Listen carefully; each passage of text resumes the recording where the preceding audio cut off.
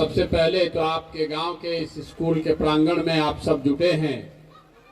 मुझे मेरी बात कहने का, आपसे मिलने का, परिचय करने का अवसर दे रहे हैं, उसके लिए आपका तहे दिल से धन्यवाद कर रहे हैं, शुक्रिया अदा कर रहे हैं। देखिए, हमारा नाम है प्रशांत किशोर। हाँ, हम नेता ना हैं, हम विधायक मंत्री हैं नहीं, हम तो मुखिया सरपंच भी नहीं हैं। बिहार के एक साधारण परिवार के लड़के हैं। ऊपर वाले की कृपा रही है, माता पिता का आशीर्वाद रहा है, जीवन में कुछ हासिल करने का अवसर मिला है। लेकिन 2021 में हमने ये संकल्प लिया है कि अब जीवन में किसी दल और नेता के साथ काम नहीं करेंगे। जो काम हम करते थे वो काम हमने छोड़ दिया। अब रवा पूछो, ये भाई इतना रवा काम काहे छोड़ देनी? जिस काम को करके इतना नाम कमाए हैं, मीडिया वाले लोग बताएंगे कि सैकड़ों करोड़ रुपया हमको मिलता है उस काम को करने के लिए। तो इतना पैसा, इतना नाम छोड़कर बिहार में गांव गांव क्यों घूम रहे हैं?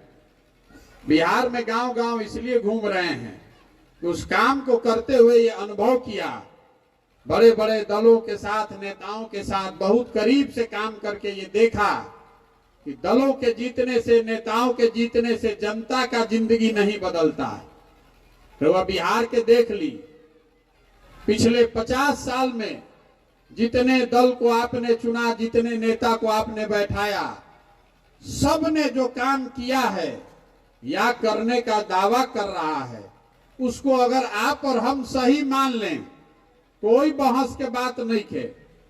ठीक बा भाई, कांग्रेस जो कैलस तो कैलस, लालू जी के राज में सामाजिक न्याय हो गई, नीतीश जी भाजपा के राज में कुछ विकासो हो गई। तो जिसने जो किया या करने का दावा करता है उसको आप सही भी मान लीजिए, तो भी आज इस बात से कोई इनकार नहीं कर सकता है कि बिहार देश का सबसे गरीब, सबसे पिछड़ा, सबसे ज्यादा अशिक्षित, बेरोजगारी और भ्रष्टाचार वाला राज्य है। ऐसे तो कोई इनकार ना कर सके। तो जो सामान्य आदमी बा वो को बता दी रवा के कि भाई जौना रास्ता पर हमने के 50 वर्ष से चलत नहीं जा, ये रास्ता पर आगे भी 50 वर्ष अगर चलत रहल जाई तबो कोनो बिहार की स्थिति बदले वाला नहीं है। जिस गरीबी के कुचक्र में आप फंसे हुए हैं, जिस बदहाली में आप और आपके बच्चे जी रहे हैं, ये सुधरने वाला नहीं है। किसी एक नेता के आने से, किसी एक दल के आने से नहीं सुधरने वाला है। अगर कोनो नेता दल के आवे से सुधरे के रही, आज 50 वर्ष में कोई सुधार ना दी, तो आप पहले समझिए इतनी गरीबी बिहार में है क्यों? आखिर गरीब आदमी ऊपर बढ़ क्यों नहीं पा रहा है? अभी जेकरे से पूछो तरुआ में कोई बताई कि आज के सरकार काम नहीं करत, कोई कही भ्रष्टाचार बहुत वजह से नहीं बढ़ पावत, कोई कही कि लालू जी के जमाना में बहुत पीछे चल गई, ऐसे नहीं के सुधरत। ऐसी बात नहीं है। 1965 के बाद से लगातार बिहार दूसरे राज्यों के मुकाबले पिछड़ रहा है। और हम लोग कभी 50 के दशक में देश में सबसे अच्छे राज्य में बिहार की गणना होती थी, आज हम लोग देश के सबसे गरीब और पिछड़े राज्य हैं। तो आखिर ये दुर्दशा हमने के भइल काहे बा? देखिए, एक पीछे मूल में जो वजह है कि गरीबी से निकलने के 3 रास्ते दुनिया भर में जो हैं, वो तीनों रास्ते बिहार में ज्यादातर जनता के लिए बंद हैं। गरीबी से निकलने के 3 ही रास्ते हैं। पहला रास्ता का बा? अगर रउआ घर के लड़का कोनो पढ़ लिख जाई, नौकरी पा जाई, तो रउआ गरीबी से निकल सकता नहीं। दूसरा रास्ता ई बा कि अगर रउआ भी जो खेती लायक जमीन होके तो खेती किसानी करके रउआ आगे बढ़ सकता नहीं। जेकरा भी जो दोनों नहीं के, अगर पैसा होके, पूंजी होके, तो दुकान दौरी व्यापार करके रउआ आगे बढ़ सकता नहीं। तो रउआ अगर गौर से 2 मिनट देखो, समझे के प्रयास करो, तो बिहार में तीनों चीज नहीं थे। ज्यादातर लोगों के पास पढ़ने का व्यवस्था ही नहीं है। स्कूल में खिचड़ी बटाता, आ कॉलेज में 3 वर्ष के डिग्री 6 वर्ष में बता रहल बा। पढ़ाई ना स्कूल में होता ना कॉलेज में होता। तो राउर लड़का जब पढ़ते नहीं थे तो मजदूर ना बनी तो डॉक्टर इंजीनियर और कलेक्टर बनी, उसको तो मजदूर ही बनना है। और दूसरा रास्ता ये है, मान ली कि पढ़ाई के नहीं व्यवस्था, तो खेती करके आदमी आगे बढ़ सकता। तो बिहार में 100 आदमी जो रहता उनमें 60 आदमी के पास 1 इंच 1 धूर जमीने नहीं थे। देश में 100 में 38 आदमी के पास जमीन नहीं है, लेकिन बिहार में समाजवाद के नाम पर राजनीति हुआ है दशकों से। लेकिन यहाँ 100 में 60 आदमी के पास जमीन नहीं है, और 40 आदमी जरा भी जमीन बा ओकरा में 35 आदमी ऐसा बाड़न जरा भी 2 बीघा से कम जमीन बा। तो ज्यादातर आदमी जो खेती किसानी करता है बिहार में, वो कमाने वाला नहीं खेती कर रहा है, खाने वाला खेती कर रहा है। ओकर जमीन इतना छोट बा कि वो उतने उपजा पावता कि बाल बच्चा के पेट भर जाओ। गेहूं भइल बा तो में तनी मनी सरसों छीट दी कि भैया तेल बाजार से ना खरीदे पड़ो, इतना सरसों ना हो कि बेच के रुपया कमा ले। तो 100 आदमी जो बिहार में रहता, उनमें 5-6 गो आदमी ऐसा बाड़न जे खेती करता, जरा आमदनी होता खेती से। बाकी आदमी या तो खेती करता पेट भरे खाती, चाहे खेत में जाके मजदूरी करता। तो शिक्षा है ये नहीं के, कृषि जो की जमीन नहीं के। बचल तीसरा रास्ता पैसा। अगर रवा भी पैसा रही तो रवा 4 गो भैंसे खरीद लेती, कोई दुकान खोल ली, कोई सैलून बना ली, कोई रेडीमेड के काम करी, कोई गाड़िए 2 गो चलवाई। तो पैसा है ये नहीं के आदमी के पास। एजा बिहार में औसतन एक आदमी 35,000 रुपया कमाता है साल भर में। देश में औसतन एक आदमी 1,45,000 रुपया कमा रहा है। तो आपके पास तो पैसा है नहीं। मान ली कि रुआ बाल काटे आवता, 50,000 रुपया रुआ भी रही, चाहे बैंक से कर्जा मिल जाये, जैसे रुआ किसान क्रेडिट कार्ड से खाद के पैसा कर्जा मिल जाता तो रुआ खाद छीट पाता नहीं। तो सरकार ऐसा कोनो व्यवस्था कर दी कि चलो जरा भी पैसा नहीं के 2 गो भैंस किने खातिर, सैलून लगावे खातिर कर्जा मिल जाओ तो वो लगा पाई। लेकिन जब 50,000 रुपया नहीं खे और वह बाल काटे आवत तो वह सैलून ना लगाई, वह कोनो सैलून में जाके मजदूर बन के काम करो। तो ये बात के समझी, शिक्षा है नहीं, जमीन खेती लायक है नहीं, आपके पास पैसा है नहीं, तो रवा गरीबी से निकलब कैसे? कतनो रवा हाथ पांव मार ली, सरकार कोई योजना लेकर चली आए, आप किसी को चुन लीजिए, बिहार से गरीबी खत्म नहीं होने वाली। जब तक इस 3 बात को नहीं सुधारा जाएगा, यहाँ बच्चों के लिए ऐसी पढ़ने की व्यवस्था न हो जरा में लड़का सब के पढ़ लिख के नौकरी खातिर काबिल बन सके, जब तक ऐसा व्यवस्था ना होई तब तक बिहार से गरीबी ना दूर होई। बहुत आदमी कहते कि अच्छा बहुत आदमी पढ़ लिख जाते तो नौकरी नहीं खे लागत। देखिए रवा सुन ले खब दुनिया में भारत भर में सबसे ज्यादा है नर्स जौन बाड़ी जाओ केरल के लड़की सब है। क्यों है? क्योंकि तमिलनाडु में, केरल में 2/3 नर्सिंग कॉलेज जो है वो 2 गो राज्य में है पूरा देश में, तमिलनाडु में और केरल में। तो वही जाके लड़की पढ़ लिख के ट्रेनिंग लेके नर्स बन गई सब। तो हजारों की संख्या में वो लड़कियां नर्स बनकर देश दुनिया में काम कर रही हैं। तो अगर बिहार में शिक्षा ऐसी हो जिससे लोगों को रोजगार मिले, उससे रास्ता खुलेगा। तो शिक्षा तो सुधरे के चाहिए, इतना बात तो सबके बुझाता। इतना आदमी रुआ बैठल बानी, रुआ बताई हमरा से एक बात पर सहमति बा ना भाई कि शिक्षा का व्यवस्था होना चाहिए, ओके के चाहिए ना? सब सोच के बताई फिर से। बिहार में और कुछ होके चाहे ना, लड़कन के पढ़े के व्यवस्था होके के चाहिए ना?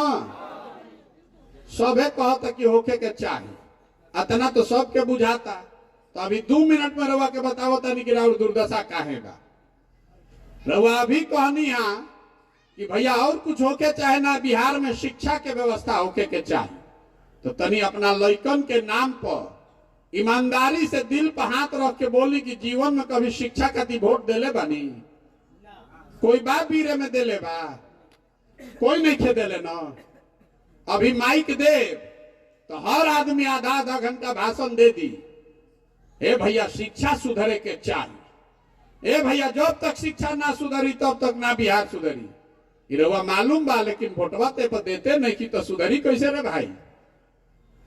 यही बिहार के दुर्दशा का मूल कारण है। बिहार के लोग अज्ञानी नहीं हैं, आपको और कुछ आए चाहे नहीं, बिहार के लइकन के राजनीति के खूब समझ बा। जहां 4 गो लइका के बैठा दी, घर में, दलान में, खेत खलिहान में, चौक चौराहा पर, चाय के दुकान पर 4 गो आदमी बैठी हन, तो राजनीति बतियाई। भारत, तमिलनाडु, कर्नाटक, मोदी, राहुल, कंबोडिया, इजराइल सब बतिया दी। सब बात रुआ जानता नहीं कि रुआ कौना कष्ट में जियता नहीं। आपको मालूम है कि बिहार में कितना भ्रष्टाचार है। आपको मालूम है कि यहाँ सड़क नाली गली का हालत खराब है, खेत में पानी नहीं है, लड़कों के पढ़ने की व्यवस्था नहीं है, लड़कों को रोजगार नहीं है। 2000 के धान रुआ 1500 में बेचता नहीं, 277 के यूरिया 500 में खरीदता नहीं। ये सब बात तो रुआ मालूम है, हम रुआ के नया क्या बताई। लेकिन जहिया वोट हो रे भाई, वो दिन सब बात भुला जाए। बिहार में वोट के दिन तो आदमी के 4 गो बात याद बा। पहला बात, हमार जात का बा, के हमारा जात के खड़ा बचल, इनका कब के लिए वोट दिया। जिन जात से बच गईलन ओकरा के हिंदू, मुसलमान, भारत, पाकिस्तान, पुलवामा के नाम पर वोट लिया था। काल तक रुआ संकल्प ले बानी कि अब की हाली भाजपा के सांसद के वोट ना देवी तो मुंहो निखन देखले 5 बरिस। आ तले वोट आई हल्ला होई, सब हिंदू एक हो जा। मियाँ जी लोग ना जीते के चाहिए, ओहू से आदमी नहीं खन मानत। आदमी कहतन क्या रहे, छोड़ा ही सब बात, ऊपर देखा, ऊपर मोदी जी के देखा है, नली गली में जुराइल बड़ा, ऊपर देखा पाकिस्तान हो गई, तू है गांव के बतियावत, चलो जल्दी भाजपा के वोट दो। तो सबे ऊपर देख के दे दिलस वोट मोदी जी के, भाजपा के। जे दोनों से बच जाता तो कहता जाए दी भैया, हमनी के कतनो दिक्कत बा न, तो लालू जी ना लौटे के चाहिए, कुछो हो जाए लालू जी ना आवे के चाहिए। तो चलो भैया, लालू जी के डर से आदमी भाजपा के दे दिलस। आ चौथा, हमनी के मुसलमान भाई लोग बा, ई लोग कहते कि भैया जी ही चाहे मरी, भाजपा के ना वोट दे सकीला जा, भाजपा तो मुसलमान विरोधी पार्टी बा। तो बिहार में बचल के, बिहार में तो भैया 2 गो दल बा, एगो मोदी जी के भाजपा, एगो लालू जी के ललटेन। नीतीश कुमार बेचारे के तो भरोसे नहीं के, कभी ललटेन पकड़ के लटकी और कभी कमल के फूल पर बैठ के पवरिया। तो मुसलमान कह रहा है कि भाजपा के दे ना सकी तो बचल के ललटेन लौकत, ललटेने के दबावल जाओ वोट। रवा ईमानदारी से बताई, ये 4 चीज पर ना वोट पड़ता भैया। तो काहे कि हमनी के दिमाग खराब करता नहीं जा, माथा पीटता नहीं जा। अरे जब रउआ जानता नहीं, हम जानता नहीं, तो बिहार के सब नेतो जानता कि बिहार के जनता कतनो बतिया ले, कतनो गाना गा ले, हंस के, गा के, गरिया के रउआ वोटवा देवे ही 4 चीज पर। तो जानिए रहल बा कि जब यही 4 चीज पर वोट पड़ी तो काम करे के जरूरत का बा। यही बिहार के दुर्दशा का मूल कारण है। यहाँ का जो जनप्रतिनिधि है उसको हारने का, काम के आधार पर हारने का डरे खत्म हो गया। एमपी सांसद महोदय के यहाँ लोग जाता, हम रोड पर चलता नहीं, कहता आदमी कि एमपी से जाता नहीं जा, सांसद से कहे कोनो काम के तो कैलस तो तनी हमनी के दबाव देता नहीं जाता, कहते कि हमारा के वोट देले रहो, मोदी जी के ना देले रहो, जा मत दियो, जा मोदी जी के वोट मत दियो। जानते बा कि रोज जाके फिर मोदी जी के देवे करो, तो ओकरा डर का बा। यही वजह है बिहार के दुर्दशा का। तो आदमी को हम ये पदयात्रा जो कर रहे हैं, ये दल बनाकर वोट मांगने का अभियान नहीं है। आपसे वोट नहीं मांग रहे, गांवे गांवे जाता नहीं, हाथ जोड़ता नहीं लोग के कि अरे भाई, अगर रउआ आपन और आपन लड़का के चिंता ना करो तो कोई दल, कोई नेता, कोई विचारधारा आपकी चिंता नहीं करेगा। लिख कर रखिए, अपने अनुभव के आधार पर बता रहे। कोई आपका चिंता काहे करेगा भाई? जब रउआ अपन लड़का के चिंते नहीं थे तो हम राउर लड़का के चिंता करे आई। रउआ तो जुराइल बानी जात में, धर्म में। आपका लड़का जा रहा है पढ़ने तो पढ़त नहीं खे, पिलुआ वाला खिचड़ी खा के आवता, रउआ ओकर चिंता नहीं खे। राउर लड़का BA MA कर के घर में बेरोजगार बैठल बा, रउआ ओकर चिंता नहीं खे। रउआ तो मोदी जी का अमेरिका में कैसे स्वागत होता आज तक पर देख के ही प्रफुल्लित बानी कि वाह, बहुत बढ़िया, देश के नाम हो रहा बा। राउर लड़का घर में बेरोजगार बैठल बा, नहीं खेलो को। तो ये सुधारिए, ये सुधारने के लिए लोगों को कहने आए हैं। तो आदमी कहते कि भैया ये सब बात हमनी के बुझाता, हमनी के विकल्प ना रहे, रउआ दल बनाई, हमनी के रउआ संगे चलल जाए। तो हम बिहार के आदमी के दूरे से पहले ही से प्रणाम करतानी, जे कहेला कि भैया आगे आगे चली, रउआ संगे बानी तन मन धन से, हम जान गए कि ये आदमी कहीं नहीं खन। अरे जो समाज में आदमी अपने बच्चों के साथ नहीं है, आप हमारे साथ क्या खड़ा होइएगा? इतना हम बुर्बक दिख रहे हैं? आप तो अपने बच्चे के साथ नहीं खड़े। आपको जाति का, धर्म का इतना नशा दिमाग में हो गया है, नस में घुस गया है कि आपको अपने बच्चों की तकलीफ, अपने बच्चों का भविष्य नहीं दिख रहा है। आप प्रशांत किशोर के साथ होइएगा, जाति धर्म छोड़ के नहीं होइएगा। इसीलिए हम हाथ जोड़कर लोगों को कह रहे हैं कि आप पहले संकल्प लीजिए, अपने और अपने बच्चों के साथ खड़ा होइए। हमारे साथ मत खड़ा होइए, हम पर भरोसा मत कीजिए, अपने और अपने बच्चों के साथ खड़े होइए। वोट दीजिए अपने बच्चों के पढ़ाई के लिए, बच्चों के रोजगार के लिए। और नहीं दीजिएगा तो लिख के रख ली, आज का तारीख और डेट नोट कर लीजिए आप। जिस गरीबी बदहाली में बिहार आज तक जी रहा है, बिहार के लोग आने वाले सालों में भी बिहार के लोग इसी गरीबी, इसी बदहाली में जिएंगे। कोई नहीं बिहार को सुधार सकता। आदमी कहता कि प्रशांत किशोर आइल बालन, बड़ा होशियार बालन, भैया ठीक करी। जे आवेला ये कहेला कि हम आइब न तब क्या ली ठीक कर दे, हमरा के वोट दे दो।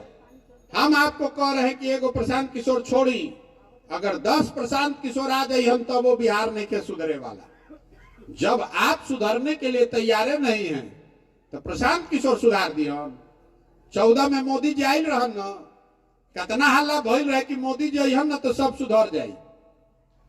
14 में मोदी जी के हम ही अभियान चलावत रही। आज आदमी कहते कि जन सुराज के कितना आदमी जानता, कितना नहीं जानत। 2012-13 में 50% से आधा से ज्यादा आदमी यूपी बिहार में मोदी जी के नाम ना जानत रहन। आज वही आदमी लाठी डंडा करे के तैयार बा। तारा बुझाता मोदी जी से देश के कल्याण होई। चलो भाई, के बहस करे जाए, होई उनके से कल्याण होई। राजनीति में बहस के कोनो अंत नहीं के। देखिए मोदी जी के आवे से बिहार के कल्याण भइल कि ना, बिहार के भला भइल कि ना, बिहार के लइकन के रोजगार मिलल कि ना, ये सब बात छोड़ दी। लेकिन जितना आदमी जब भाजपा के वोटर बानी जा रहा सभे बहुत मोदी जी के वोट देले बा, रउआ के खुला चुनौती देके जाता नहीं। 9 बरस में मोदी जी 9 बरस से प्रधानमंत्री हैं। 9 बरस में मोदी जी ने अगर बिहार के विकास के लिए एक समीक्षा बैठक किया है, एक समीक्षा बैठक अगर किया है, आप उसका प्रमाण, उसका न्यूज हमको दिखा दीजिए। हम कल से मोदी जी का झंडा लेकर चलने को तैयार हैं। एक समीक्षा बैठक तक उस आदमी ने नहीं किया, फिर हमनी के उछल उछल के जाके कमल पर वोट दिहल जाई तो दोष मोदी जी के बा कि हमनी के बा। 40 में 39 को MP जिता के भेजले बानी जा बिहार से, अरुआ एगो बैठक भी नसीब नहीं के हो, तबो रुआ वोट वही दल के, वही नेता के देव, तो राउर लड़का के दुर्दशा ना हुई तो हमार लड़का के दुर्दशा हुई। यही बताने चले। आदमी कहता भैया दल न बनाई, ये तो नागनाथ सांपनाथ दोनों से जान बचावे के बाद रउआ दल बनाई। तो हम दल क्यों नहीं बना रहे हैं? बिहार में पहले ही से 50 गो दल बा ठगे खाती, एगो और बढ़ावल जरूरी बा। एगो हमू बना ले तो हमू ठगे लागो। बिहार में दल कैसे बनेला? जे बनैलस दल उहे हो गई दल के नेता। आइयो कह दिलस कि हमारा बाद हो यहाँ हमार बेटा। आ जितना आदमी तू लोग बिहार के बड़ा जो सब आदमी झंडा लेके जीवन भर ढो जा। वो दल नहीं है, वो विकल्प नहीं है, वो तो परिवार का शासन है, वो लोकतंत्र के विपरीत है। तो अगर दल बनाना है, विकल्प बनाना है, आपको बिहार में बदलाव चाहिए, तो जो रास्ता महात्मा गांधी ने दिखाया उसको चुनिए। गांधी जी ने देश को कैसे दिलाया, आजादी कैसे दिलाई? गांधी जी वोट लेके आजादी दिलैलन। गांधी जी ने पहले समाज को जगाया, आपको बताया कि आत्मनिर्भर बनिए, अपना कपड़ा पहनिए, अपने लोगों से छुआछूत मत कीजिए, सबको समाज में बराबर समझिए। समाज को जगाया। आगे आगे गांधी जी चलन, पीछे से समाज चलल, तब न देश की आजादी मिलल। तो अगर बिहार को गरीबी से, भ्रष्टाचार से आजादी दिलाना चाहते हैं, अपने लिए नहीं तो कम से कम अपने बच्चों के लिए एक नई व्यवस्था बनाना चाहते हैं, तो सबको कंधा लगाना पड़ेगा। तो हमारी भूमिका, हम नेता नहीं है, हमने शुरू में कहा हम जन सुराज के नेता नहीं हैं, हम इसके सूत्रधार हैं। हमारा भूमिका कुम्हार का है। घड़ा कैसे बनेला? माटी और चाक से। माटी और चाक ना रही तो कतनो कुम्हार होशियार रही तो घड़ा बन सकेला? तो आप वो मिट्टी और चाक हैं।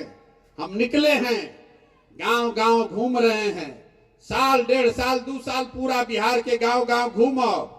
जैसे दही के मथ के रवा मक्खन निकालीला, उसी तरह समाज को मथ कर ऐसे लोगों को निकालेंगे जिनकी मदद से एक नई व्यवस्था बनाई जा सकती है। वो लोग जो चाहते हैं कि नहीं नई व्यवस्था बनाई जाए, रवा मन में चिंता बा आज तक कि रवा बनावे चाहता नहीं, लेकिन रवा चिंता बा कि भैया हमारा राजनीति के समझ नहीं खे, ए भैया हमारा भी संसाधन नहीं खे, हमारा पूरा राज्य में करे के व्यवस्था नहीं खे। तो हम रवा के कह रहा बानी की व्यवस्था हम बनावतानी। संसाधन, व्यवस्था, रणनीति का चिंता अपने भाई, अपने बेटे प्रशांत किशोर पर छोड़िए और जन सुराज के प्लेटफॉर्म में अपना कंधा लगाइए। और जिसको भी समाज चुनेगा, जेकरे के समाज अपना बीच से चुनी, गरीब हो, अमीर हो, अगड़ा हो, पिछड़ा हो, हिंदू हो, मुसलमान हो, जेकरे के समाज चुनी, उसी के पीछे जन सुराज की पूरी ताकत, शक्ति, पैसा, बुद्धि सब लगाया जाएगा और आपके सहयोग से उसको जिता कर लाया जाएगा। तभी न बनेगा जनता की सरकार। अगर बिहार को सुधारना है तो आपको, हमको हजारों अच्छे लोगों को वार्ड सदस्य चुनना होगा। हम लोग को अच्छे हजारों लोगों को मुखिया बनाना होगा।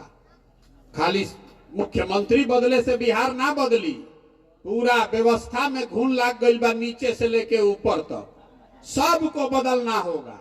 तो ये अगर बदलना है तो ये प्रयास करना पड़ेगा ना भाई। गांव गांव जाके 1,60,000 जनप्रतिनिधि चुनकर आता है, कितना आदमी के बैठ कर वह पटना में चुनो, इसीलिए गांव गांव चल रहे हैं।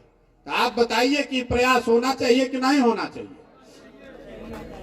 बोली भाई कि प्रयास होके चाहिए कि ना होके चाहिए? तरवा से को वोट करवाई अभी सबके बोले के बाद, हाथ उठा के सबके वोट देवे के बाद, जरा मन हो हाँ वो हाँ बोली, जरा मन हो ना वो ना बोली। 3 गो कैमरा लागल बा, में रिकॉर्ड होके के चाहिए, से हाथ उठे के चाहिए सबके।